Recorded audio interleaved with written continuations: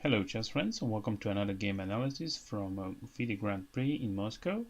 Here we have a game between the Russian Grandmaster Alexander Grischuk and the Grandmaster from United States of America, Wesley. They played round 2, and the game starts with the move d4, knight to f6, we have c4 and d6. After knight to f3 and d5, this is a semi-tarrasch, knight to c3, and then c5, c capture on d5, c capture on d4. So very interesting position. This knight in c3 is hanging, so there is no time to capture on e6, and queen capture d4. After that, e capture d5, and we have the isolated pawn on the square d5. But Grischuk was not interested to play against the isolated pawn, so he immediately played e4 and offered that trade on the square e4. So Wesley goes with the knight c6 and bishop to b5, pin the knight, and after d capture on e4, queen capture, queen d8, king capture, and then knight to g5, threat to capture on f7 and attack the king and the bishop and the rook here, and also he's attacking the pawn in the middle of the board, square e4. So bishop e6 was played. And then Alexander decided to capture the bishop instead of the pawn because he wants to play against the double pawns on the e file. So here we have bishop capture c6, pawn capture on c6, and then king e2. Great decision because king is very useful in the endgame, so he's not looking for a castle. He can do rook to d1 and control the d file. So bishop to b4 was played, and knight to a4. After that, king goes to e7, rook to d1, rook hd8, rook capture on d8, rook capture on d8, and developing move bishop to e3, which attacks the pawn on a7. So if this pawn has been pushed on a6 or a5, then this knight can be included in the game, so he can be transposed. For example, if he goes there, then knight can be transposed over b6 to c4, which is a very good square for that knight. And that's the reason why Wesley played rook to a8. After that, we have rook to c1, attacking the pawn on the c6, and king goes to d7, rook c4, attacking the bishop, and also increase the pressure on the pawn on the middle of the board on e square e4. Here we have bishop to d6, and then b3. It's always good to push the pawns on a different color from the opponent's bishop, knight to d5, and rook capture on e4. After that, knight capture on e3, and then king capture on e3. So we are in the endgame where we can find the pawns on both sides, and black is playing with the bishop and white with the knight. Usually in the endgames, bishop is a better piece than a knight, but one thing is very important here to recognize, and that is the pawn structure. Wesley is playing with the 4 pawn islands. These pawns on a7, on c6, on e6 are 3 islands, and they cannot defend each other, so that can be very risky for him. And let's see what happened in the rest of the game.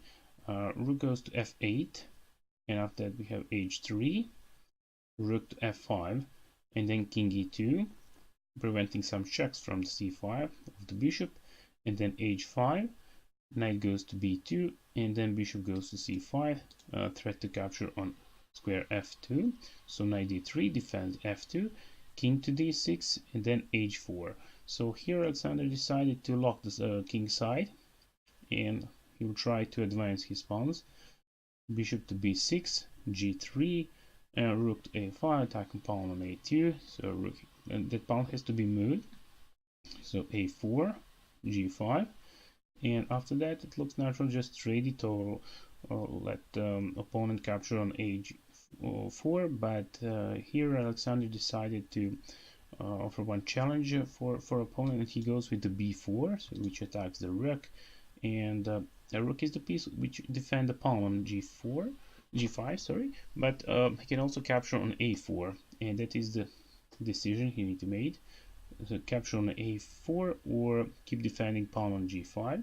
So he chooses to defend the pawn and goes with the rook on d5. In the other way, if you try to capture on a4, then white pawn can be very dangerous because he's very close to promoting on g8 square.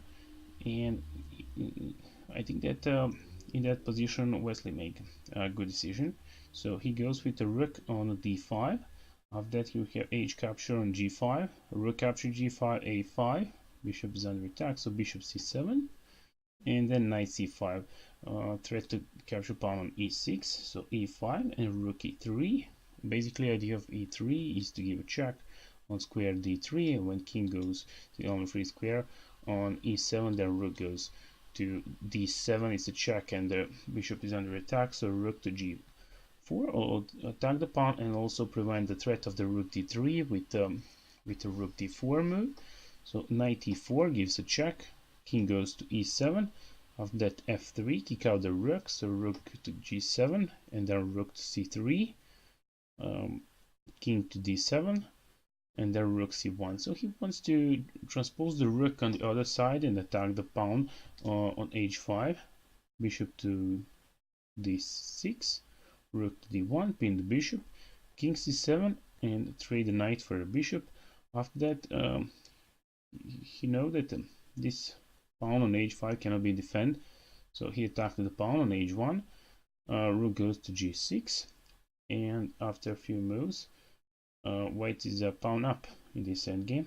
So his idea is just to support the pawn on f5 and advance with him. So king to d6, rook to e4, we have rook to g5, rook to c4, rook g1, king goes up, and then idea of the white is just to support the pawn on the f file.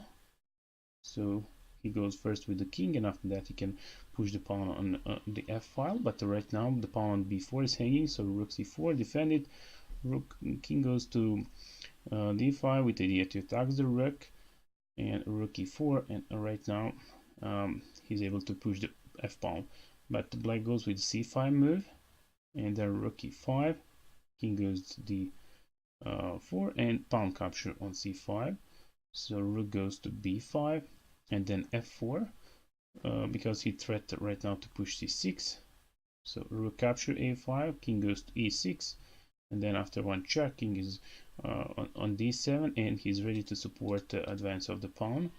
So rook to f6, c6, rook capture on f4, rook to a5, rook f7 gives a check, and king to c8 to support the pawn promoting with the c7 next move.